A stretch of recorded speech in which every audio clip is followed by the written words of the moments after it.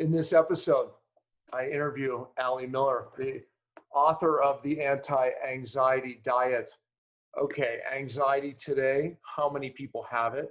Well, she gives you some really clear answers and some really hidden causes, but most importantly, what you can do about it. Listen, I had a pen in my hand. I couldn't keep up. That's how many good tips that she gives in this episode.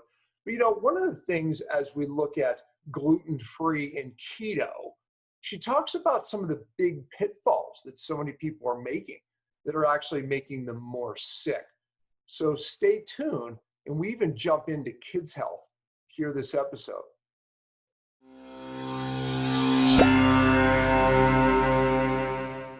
Hello, everyone. Welcome to Cellular Healing TV. I'm Ashley Smith, and today I'm excited to introduce Allie Miller, who is a renowned expert in the ketogenic diet. She's the author of Naturally Nourished and the Anti-Anxiety Diet book, and a registered dietitian with a contagious passion for developing clinical protocols and programs using nutrients and food as the foundation for supporting thyroid, adrenal, and hormonal balance.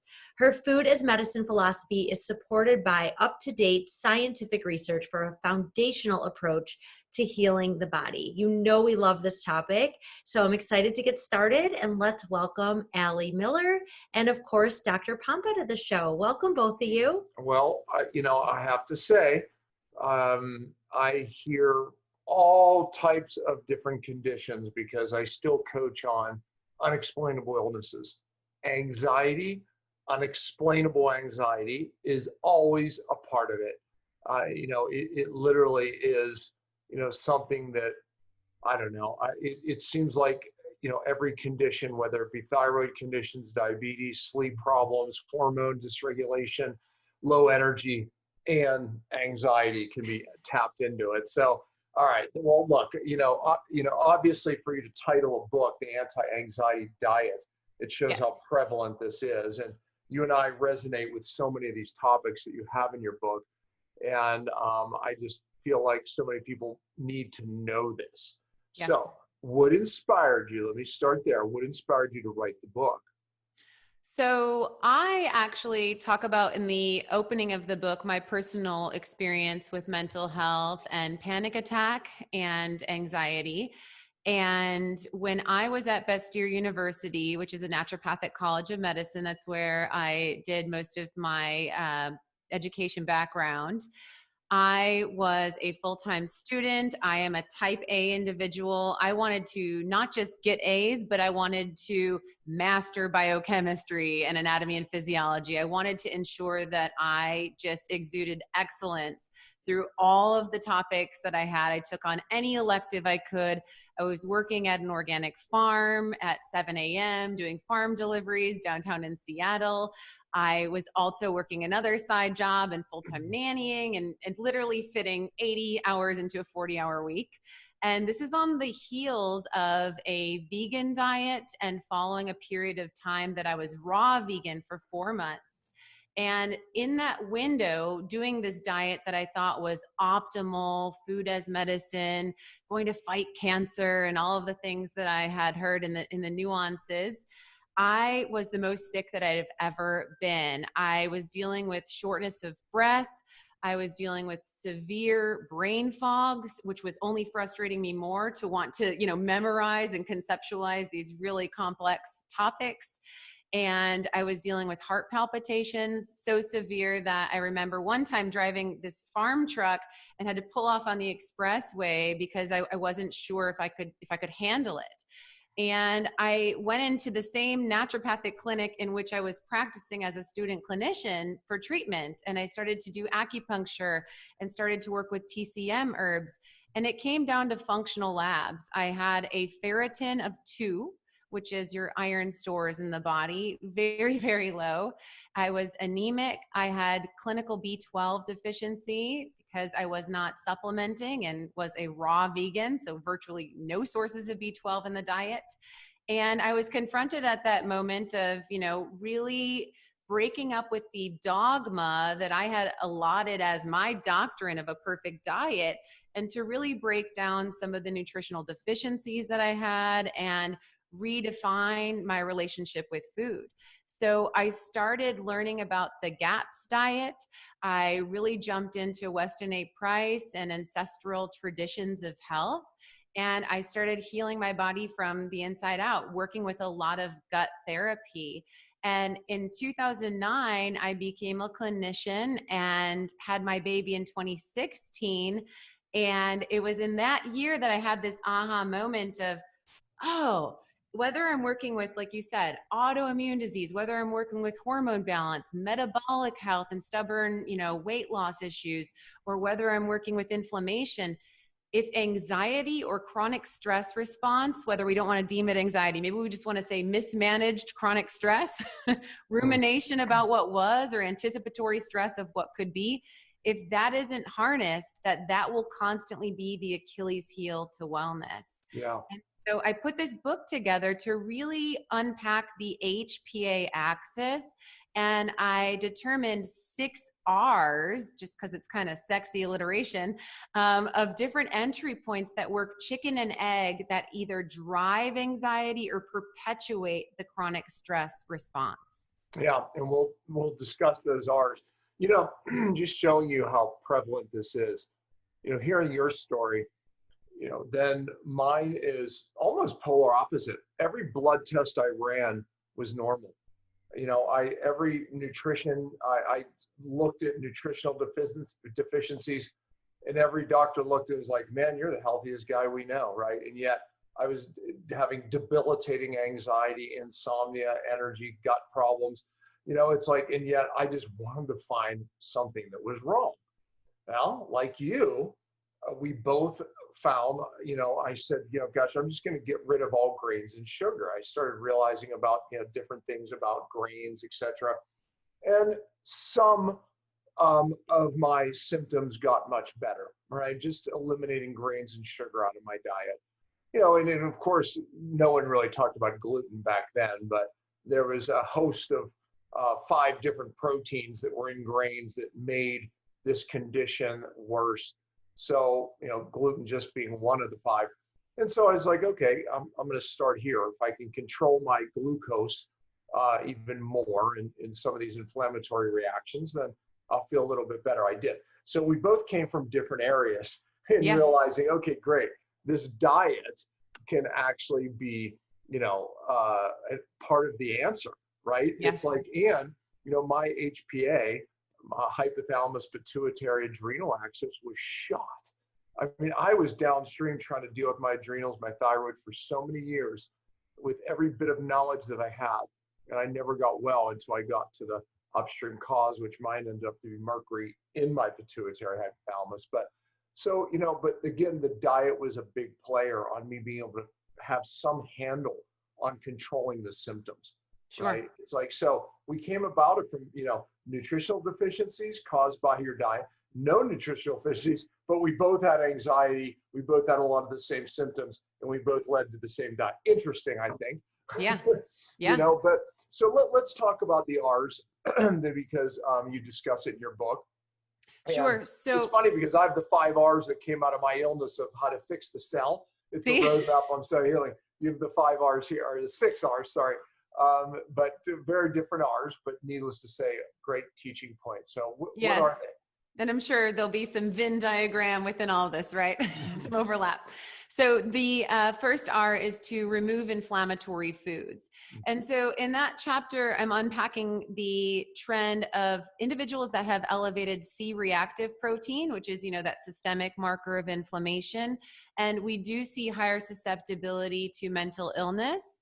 I liken that to the idea that our neurotransmitters, if we have a lot more oxidative stress in the brain and inflammatory pathophysiology in the body, our neurotransmitters are not firing and docking as adequately as they would in an individual that has optimal lower state of inflammation. Yeah. So, and then there's the connection to the gut in an inflamed state and how that houses so much of our neurotransmitter communication bilaterally with the central nervous system.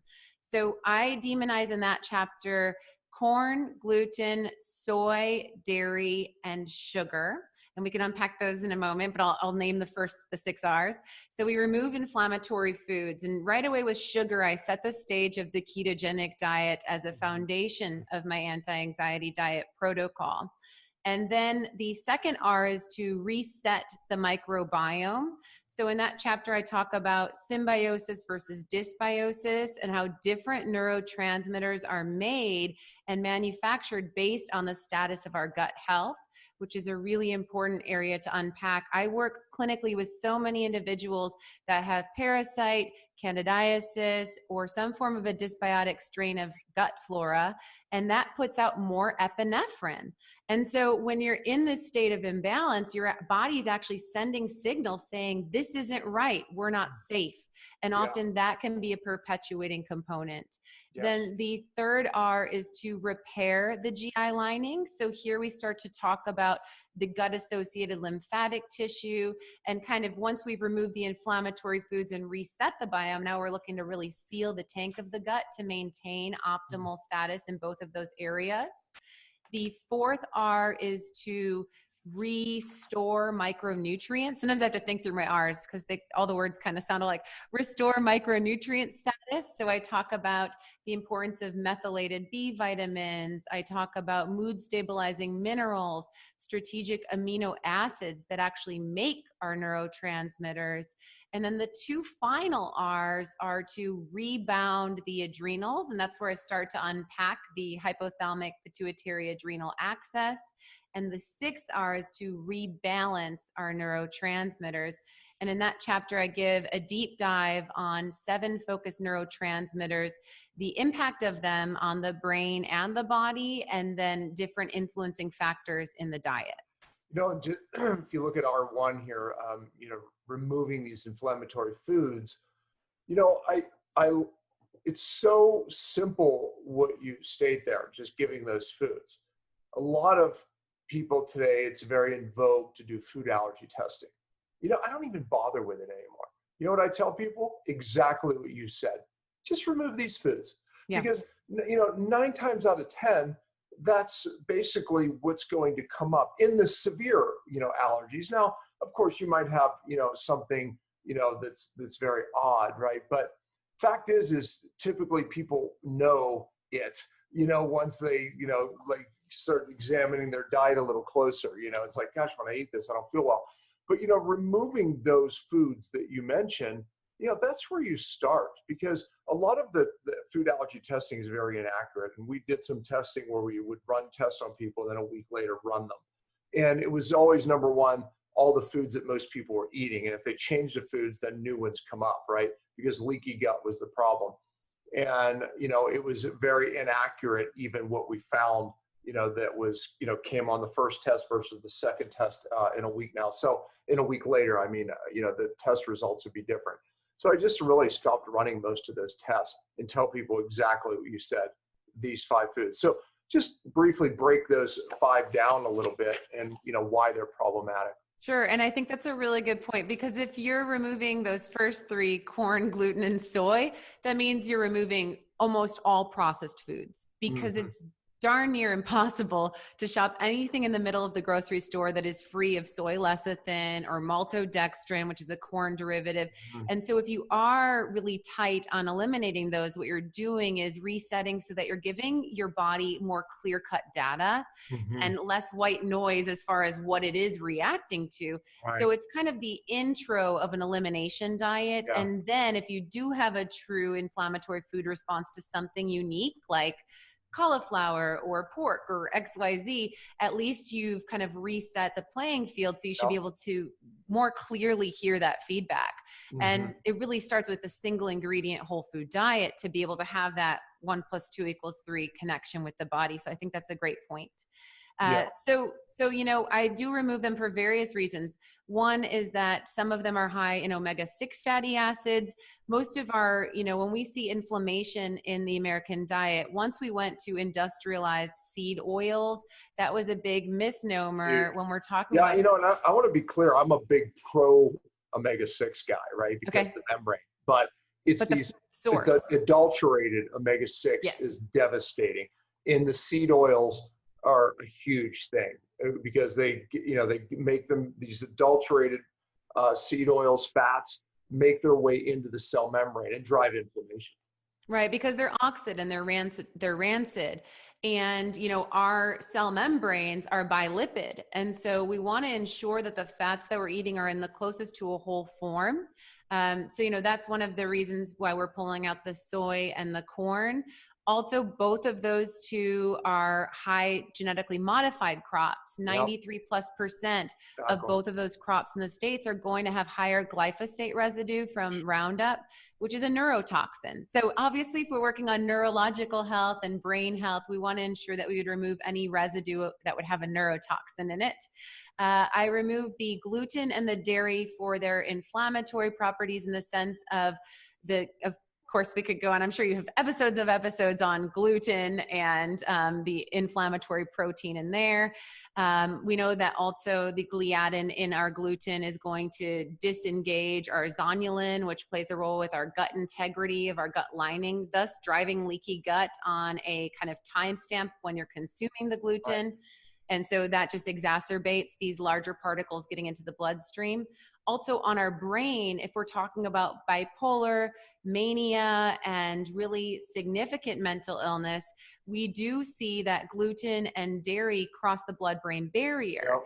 And they interfere with our opioid receptors. So when we're talking about addictive tendency, impulse control, irritability, a lot of times the casein and the gluteomorphin from those two different food groups can be a big irritant when we're looking at mental illness.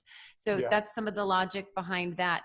And then the sugar is really the first place to start actually with anyone. So, if you are a parent of a toddler all the way through, geriatric care, and we're talking about type 3 diabetes and Alzheimer's connection, blood sugar regulation is really the first foundation, I would say, for everyone. Yeah. And we need to get off of the blood sugar spikes and crashes. Absolutely. That's what creates, I have a 4-year-old, and I will say that I am known to travel with, grass-fed meat sticks and the Peterson's nitrite-free bacon and nut butter packs, because when a child is having a tantrum, they need protein and fat. And that is what they need to mellow out their brain. And unfortunately, carbohydrates are just so aggressively consumed, or incorrectly, I believe, in way too high of amounts. They're such a driver of processed foods, and they're heavily marketed to our children. And when we have blood sugar By the way, spikes, even in health food stores. Oh yeah, most definitely. You have to watch out for the halo foods, like, the concentrated grape juice, which is essentially fructose as a sweetener in foods and such. So by just getting the person off of the blood sugar spikes and crashes, we can start to see some level of regulated behavior, regulated energy, which also helps with mood stability. We've all been hangry, where we're like hungry and angry from a low blood sugar crash, and it makes us irritable, and it makes concentration and focus very difficult. So going low glycemic to kind of bring the blood sugar into a speed bump world is the first step. And then, you can. I agree. It's the first step. My very first book was The Cellular Healing Diet, which get rid of grains and sugar. And in the book, we talked about, I talked about corn and the dairy, what's happened to these products. But it is that simple. If you control glucose spikes and insulin spikes, you'll control inflammation. If you control inflammation, you'll control the brain. You'll help the microbiome, all of that, which brings us to the next R, which is basically the microbiome. Yeah. Reset your gut microbiome. You bring out a great topic here that I think every parent, every human needs to hear. A lot of people go to these diets, paleo, keto, but they're gravitating to a lot of these non-glucose rising sweeteners, which you and I agree can actually be even worse, especially for the microbiome. That's why you talk about it like that, especially for kids. So talk about these sweeteners, what to avoid and what you like. Yes. So I am not a fan of sugar alcohols as really. Yeah, me either. They upset your stomach. They create bloating. Yeah, they're not metabolized by the body. So they're excreted in the urine in the same molecular structure from consumption. and they create a lot of gas, a lot of bloating, so distension, belching, flatulence, loose stool, which can upset electrolyte stability in the body. And many of them are bacteriostatic, meaning they are sterilizing, and that includes stevia, which is not a sugar alcohol. Now there's some hybrid products like erythritol stevia blends, but stevia tends to get the halo effect because we think of that green leaf growing in the garden bed. And I do believe that small amount of true stevia leaf is somewhat I do reasonable. too. I think it's okay a little Yeah. bit. But the bitter alkaloids in the leaf won't allow you to consume as much. That would really drive that Pavlov's dog effect of tasting sweet and having an insulin response. And that's the other concern, is we have a taste receptor in our tongue called GLP-1, glucagon-like peptide. And this actually creates a psychosomatic response. So when we taste that sweet, we actually do have influence with our glucagon, which is a signal to the body that we do not have glucose levels, and we can put out more blood sugar, so we can have blood sugar spikes. Or on the other end, we can actually release insulin in some individuals where they'll have blood sugar lows and then be gauged to eat more frequently. And then the fourth reason, aside from the bacteria, the GI distress, and the blood sugar regulation on a true metabolic level, is just the fact of behavior. I really feel that if you want to break up with sugar, I'm a huge proponent of channeling savory. And so I really want my clients and my household to experience the natural sweetness of a Marcona almond, or, to really be able to appreciate bitter alkaloid anti-inflammatory flavonoids. And so when you eat these non-caloric sweeteners, even if you're taking a probiotic and you're minding your biome and you're not having you've tested your glucose and you're not having any insulin or glucose spikes in your body, every time you're in line at Starbucks or every time you're at a wedding, you're going to be white knuckling the behavior shift of wanting that cake. And I can tell you, as someone that uses only whole food sweeteners, which is radical in the keto space, I actually use things like dates, banana, berries, and we can unpack that further in a moment. But in that world, I keep my portions so small that my palate stays savory. And I actually have a visceral reaction to those types of foods that's like disgusting. It's not that it's a behavioral that I'm telling myself I don't want it. It's truly that physiologically my body rejects sweet now. And I feel like you can't get to that place of palate shift for true sustainable behavior change if you're eating non-caloric sweeteners, because you're continuing to wire that sweet is a good reward. Mm-hmm. Yeah, and like you said, it's the moderation is the key. I mean, it's Bible says a little bit of honey. It's like it's good, right? And like I said, I mean, say that's the the stevia, people are dumping it on. I mean, all of those sweeteners, right? They're so excitatory, and then it can raise that insulin response, and then you're right back to square one. But okay, so that's I think someone's gonna ask the question. Okay, well, how much? You mentioned honey. Banana. You mentioned, I think maple syrup, date. I don't know which ones you mentioned there. Maybe I missed a few, but how much of those things, and when, and how? I mean, do you give those? You give those directions in your book, but touch on it.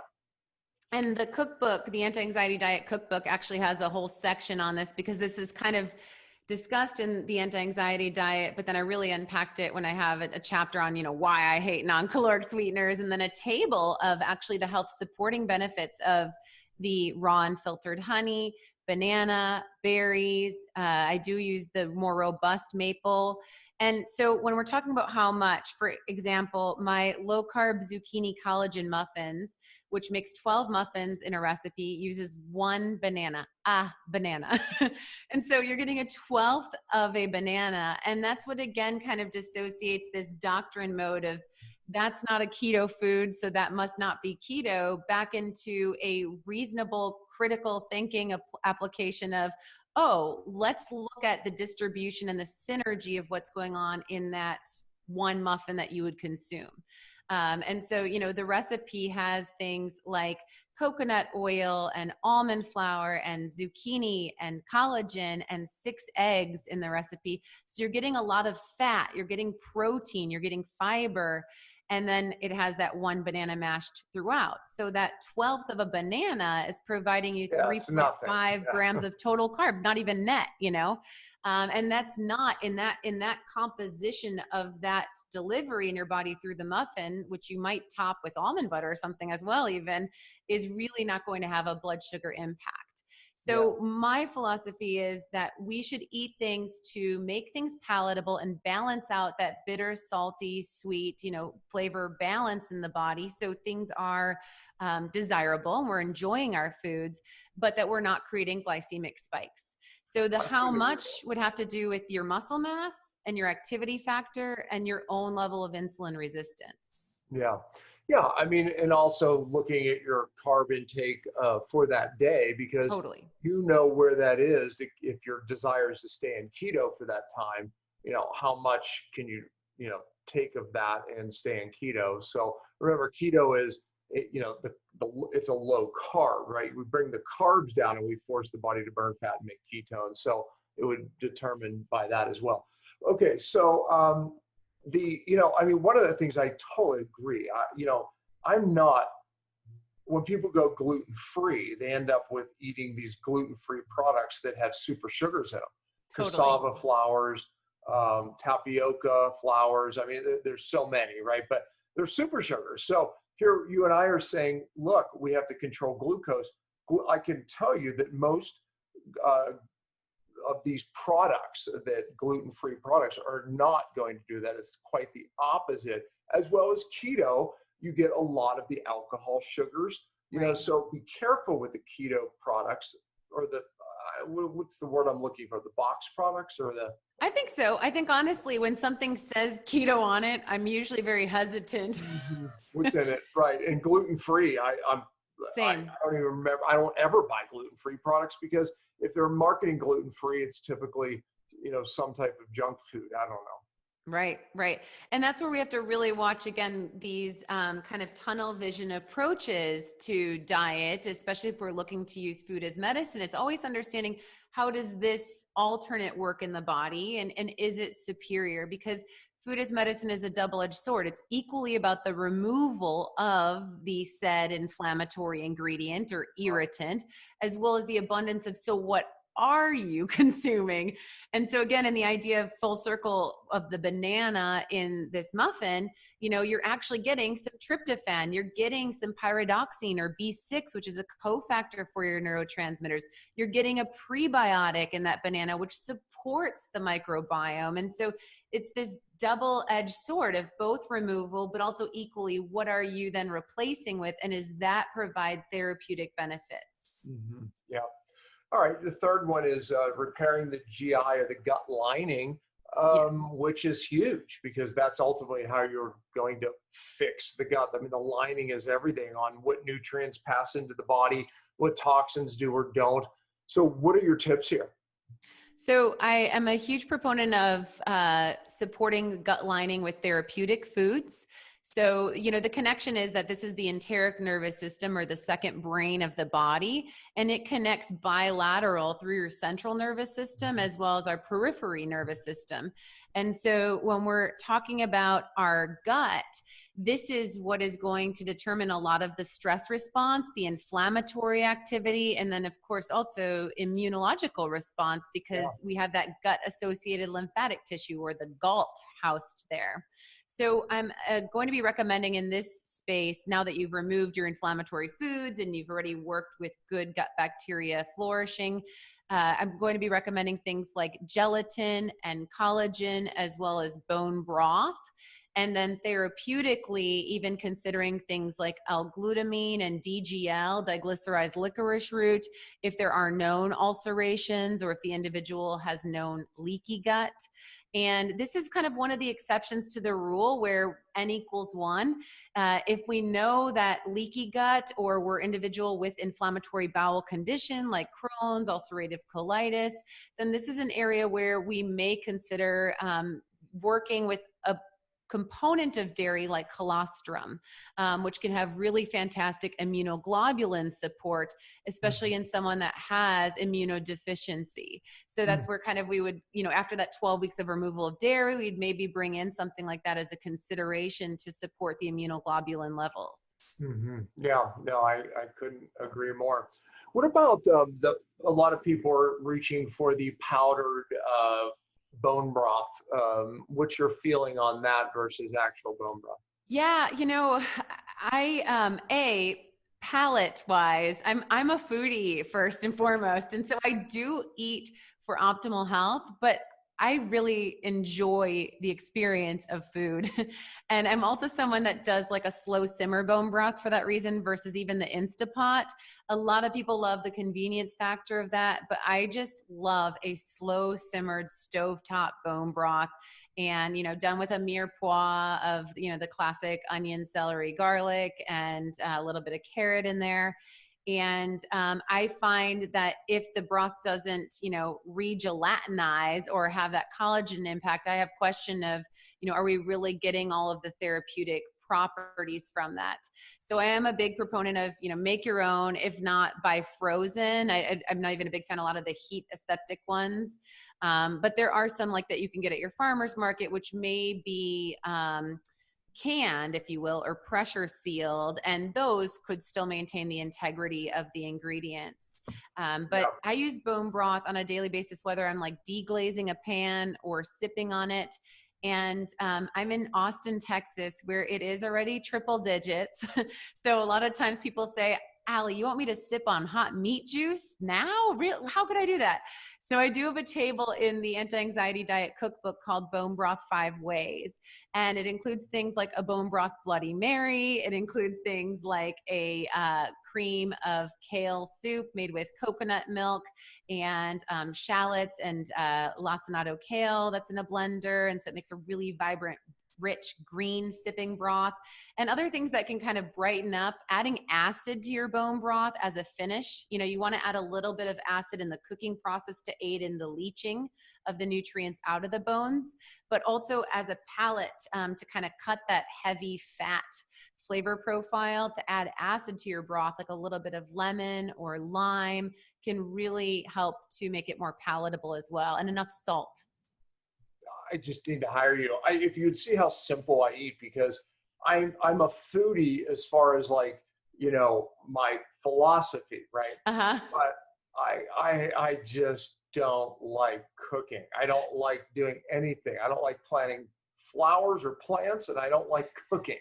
So these are the things I hire people for, because I just absolutely don't like it. But anyway, but I love food. I grew up with Italian food. I think because I had an Italian mother who cooked for me all the time. There you go. That's what she did. It was like, my value for cooking went downhill. But anyways, she needed me to make the food is what happened. But totally. But that's why you have your book, because all these recipes and everything you're talking about are in her book. Get her book, folks. Right here, the anti-anxiety diet. There it is. So, and we will put the link in here for sure. All right, let's go to the fourth one, restore micronutrient status. Obviously, this was a big deal for you, especially coming out of a vegan diet for that long and or vegetarian. But talk about what micronutrients that you feel most people have to restore. Yeah, so I go a little bit, I'm nerdy overall, but I go a little bit nerdy in this chapter on SNPs, or single nucleotide polymorphisms, and genetic factors of anxiety. And I do highlight MTHFR. So working with our folate in the body, as well as COMT, catecholamine methylotransferase.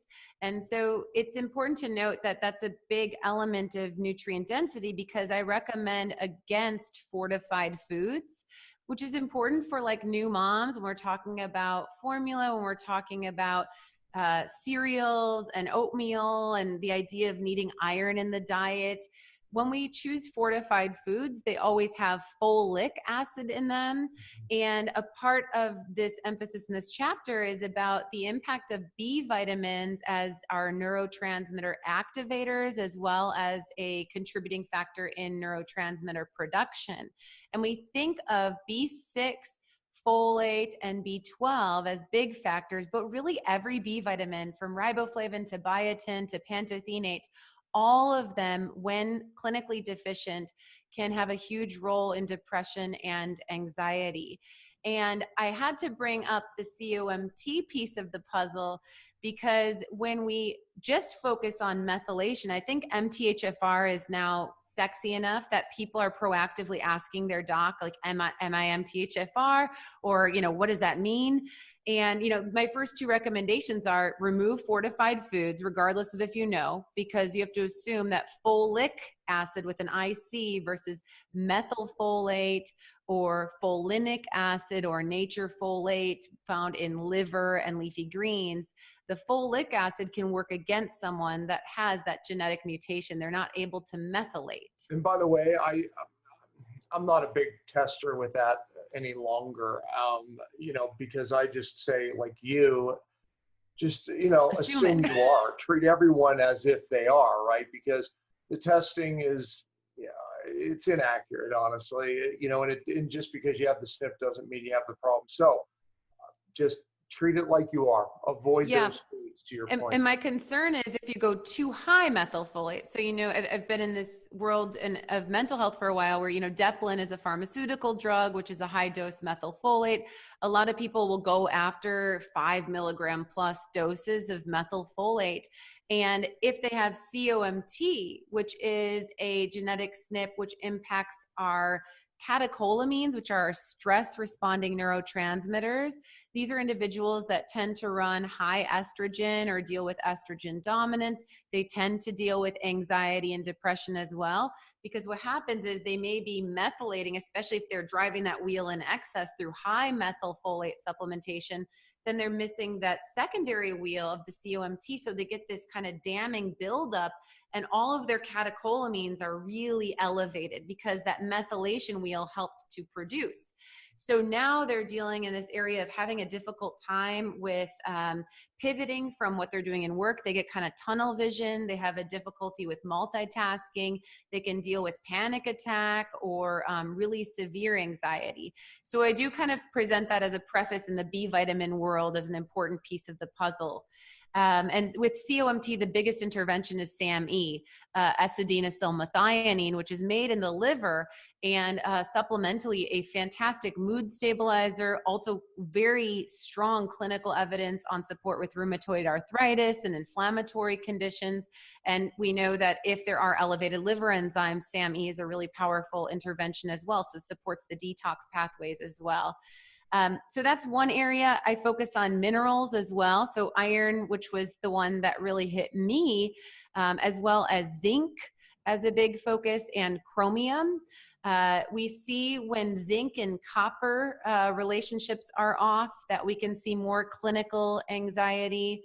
And then I hit on amino acids. So I start to identify things like L-theanine, which can work as a modulator for our neurotransmitters, aiding in alpha wave activity of the brain.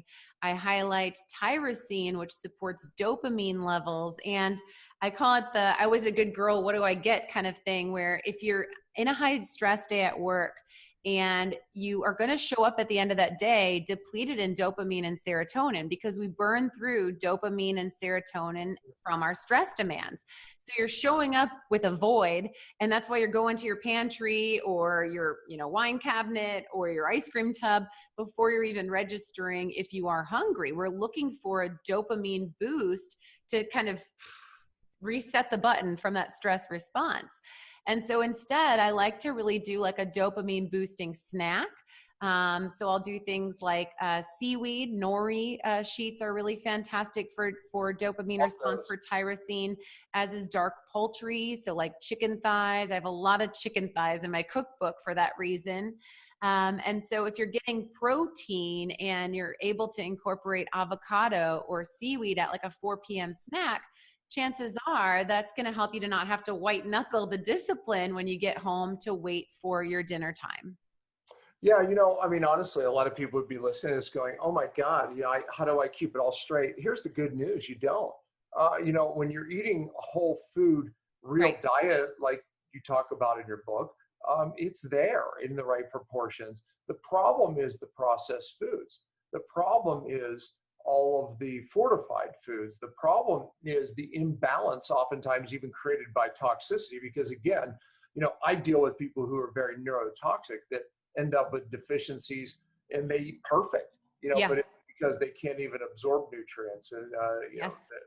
their cells can't even hear the nutrients or even get the nutrients in the cells. Which brings me to the next topic. It's the adrenals, right? Yeah. How do we rebalance the adrenals?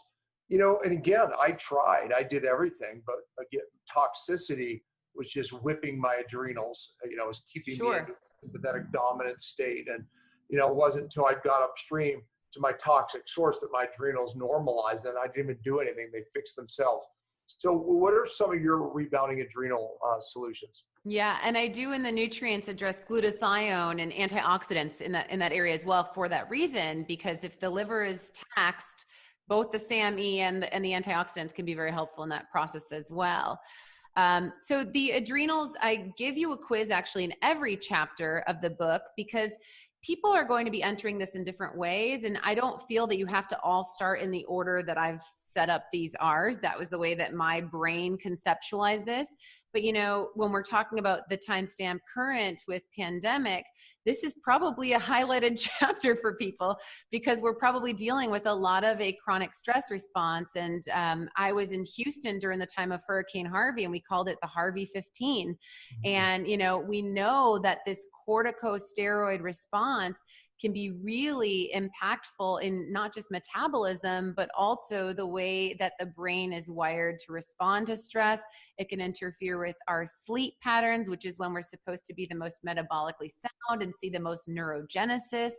So we can be in overdrive mode, stressed and wired, or after the buzzing bee or fly has been going and going, they're going to hit that wall and collapse. And then we're in that adrenal insufficiency place, or the stressed and tired world.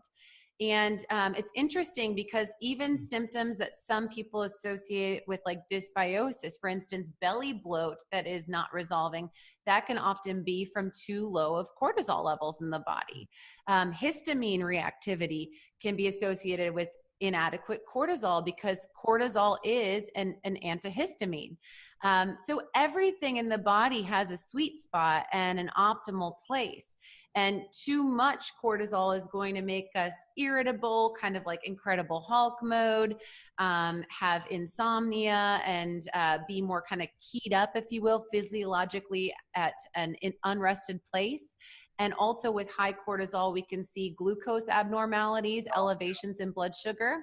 And then when cortisol levels plummet, that's when we can see the belly bloating, we can see chronic fatigue, we can see severe brain fog, and we can see more of that histamine response. Yeah, had all those. Yeah. Yeah. I was like, oh God, remember those days. Okay. The last one is rebalancing neurotransmitters. And for those people, neurotransmitters are brain chemicals. So yes. Yes. So make you feel good, make you feel normal, make you sleep, make you happy. These are all neurotransmitters. How do we rebalance them? So I unpack in that chapter the inhibitory versus excitatory neurotransmitters. And so I mentioned that big word, catecholamines. Those are actually made by the adrenal glands. So in the cortex of the adrenals is where we make that cortisol and DHEA, which does play a role with ketosis, as well as our aldosterone for blood pressure control. But in the medulla of the gland is where we make our dopamine, norepinephrine, and epinephrine. And those are those catecholamine, excitatory, stress responding neurotransmitters. So when we're looking at the balance of anxiety, we want to see where we're falling in all of these levers. And unfortunately, with modern day medicine, the first go-to of any sign of depression or anxiety is giving an SSRI without digging in any of these R's. So they're right away going to that, not even rebalance neurotransmitters, they're going to manipulate the receptor function of a neurotransmitter. And it's not as simple as that. It's not a, dart on a bullseye. Serotonin is the most known or famous, I would say, of our neurotransmitters in the world of mood stability. But I've worked with hundreds of clients that have normal serotonin levels and are still dealing with debilitating anxiety. So Right. it can be just like a symphony. If one instrument is playing too loud or one instrument is not getting expressed, the imbalance of the outcome of the song or, of our day-to-day functionality. So it could be that an individual, for instance, is putting out too much epinephrine, which in layman's terms is adrenaline, and that can perpetuate panic attacks or chronic anxiety. It may be that they're not putting out enough GABA. GABA is an inhibitory compound, so serotonin and GABA live in that space. And I think GABA is equally as important in the world of anxiety, and more so in the physiological sense. So when we think of Parkinson's disease, that's a kind of wide seen impact of not having optimal GABA receptor function, where individuals have uncontrolled tremors. But even if we think of like first date or public speaking, or any time truly that I have to speak to a crowd that's larger than 250, I take a bioidentical GABA chew, because I know that I'm keyed up for adrenaline. That's that performance anxiety that's very classic. And I know that when I'm holding a microphone, I don't want that shake. I don't want that dry mouth. I don't want that palpitation in the chest. And we've seen that GABA, when optimized, is not inhibitory in a sedative way. It can actually help, we've seen, in academic performance. It can help also athletes to get in the zone. We're talking about like free throws and such. We do see that GABA aids in concentration and focus, but it is anxiolytic, or it is calming, and it's especially expressed in the peripheral system. So that's where, again, kind of the physiological responses can mellow out, because often if we're physiologically experiencing some of these signs of stress, that plays then the chicken and egg of the brain saying, oh gosh, calm down, what's going on? You notice these feedback things, and then it just kind of can go off kilter. It's amazing. When I was sick, my neurotransmitters were so off, right? I mean, obviously, insomnia, depression, panic attacks, anxiety, just absolute, imbalance was occurring in my body.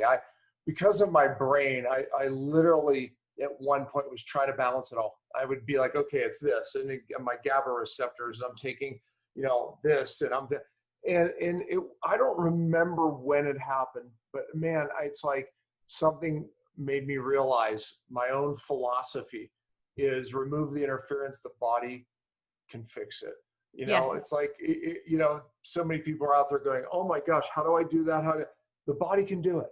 Right. The body does it better than any doctor. I mean, honestly, it knows what genes you have. It knows what SNPs you have. It knows where it has all of that hormone imbalance, neurotransmitter imbalance. It has it figured out. But we have to get upstream. The first thing you need to do, change the diet, right? Yeah. It's like, Allie and I both discovered that we had to change the diet. For many of you, that may be all. But for many of you, you may have an upstream neurotoxic issue like I did, which is throwing you out of balance. Get to the cause, and I'll tell you, your body's doctor, scientist will figure it out. Allie, I think that, like I said, you give so much great advice. I think the book is great. I know Ashley could speak for it too. Your recipes, I love your basic approach to it. I couldn't agree more. So I just thank you so much for coming on.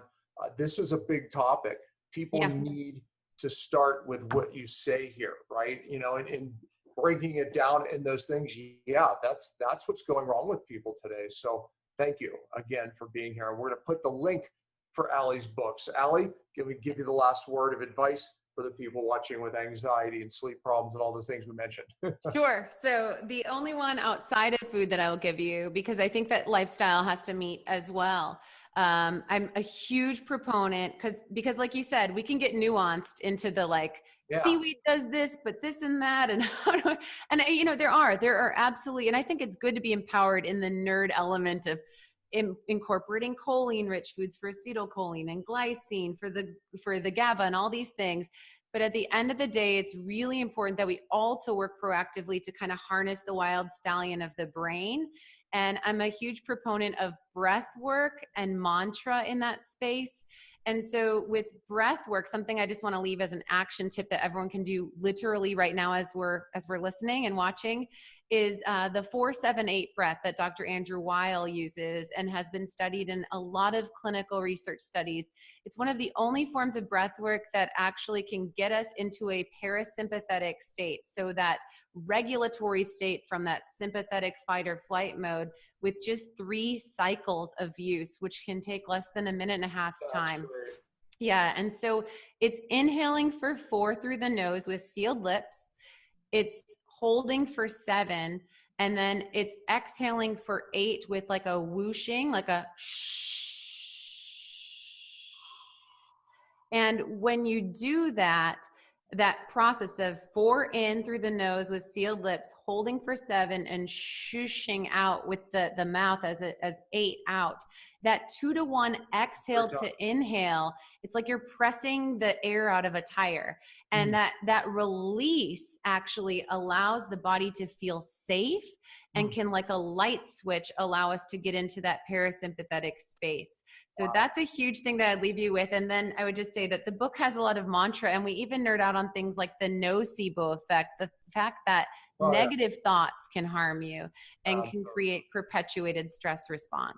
Oh, you're so right about that. What a great way to cap it off. So, geez, Allie, I mean, just a wealth of knowledge on these subjects. You live it. That's why you own it. So, thanks again for being on Cell TV. My pleasure. Well, that's it for this week. I hope you enjoyed today's episode, which was brought to you by Fastonic Molecular Hydrogen. Please check it out at getfastonic.com. We'll be back next week and every Friday at 10 a.m. Eastern. We truly appreciate your support. You can always find us at cellularhealing.tv, and please remember to spread the love by liking, subscribing, giving an iTunes review, or sharing the show with anyone who may benefit from the information heard here. And as always, thanks for listening.